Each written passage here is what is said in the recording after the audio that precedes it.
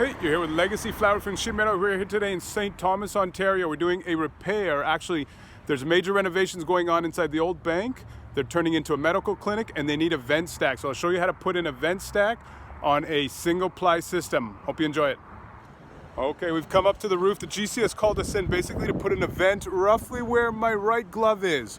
So they're venting a kitchen sink. So that's the idea. We'll put in a vent right through that single ply roof. We'll show you what it looks like.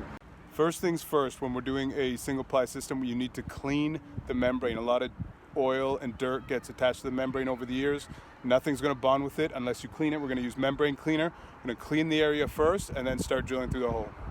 Okay, the hole has been cut. You can see the hole here through there's actually metal deck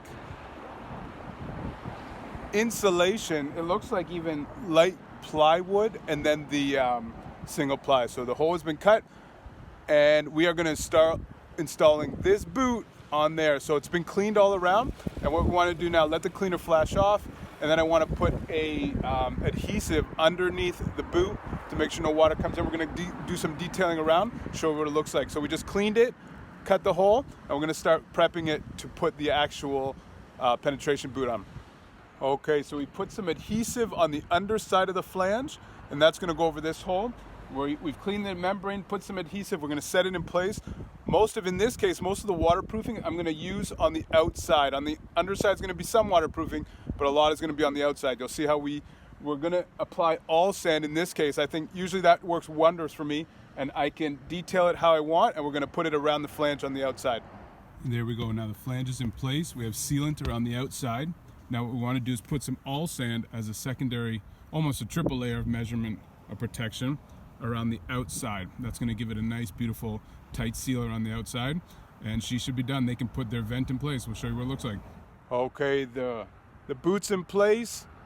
The prep work is done. So as good as all sand is, you really need to take your time with the prep work. Tape out your area, get your reinforcement strips cut, because you don't want to be messing with that after you start applying it. Now it's a clean job. We paint it on, let it set for a bit, put the reinforcement, put a new application of all sand, take the tape off, and I'll show you what it looks like. Legacy Flat Roofing Sheet Metal. The job turned out great. I'm really happy with how this detail turned out. Clean lines all around. We ended up with the all sand, gave it a nice monolithic layer all around the detail. So there you go. Pretty simple job. I'm sure you can try it at home. If you are in the southwestern Ontario area, we'd love to hear from you. And another thing, I know what you guys are thinking. You're thinking, why didn't you use a single ply TPO or PVC boot?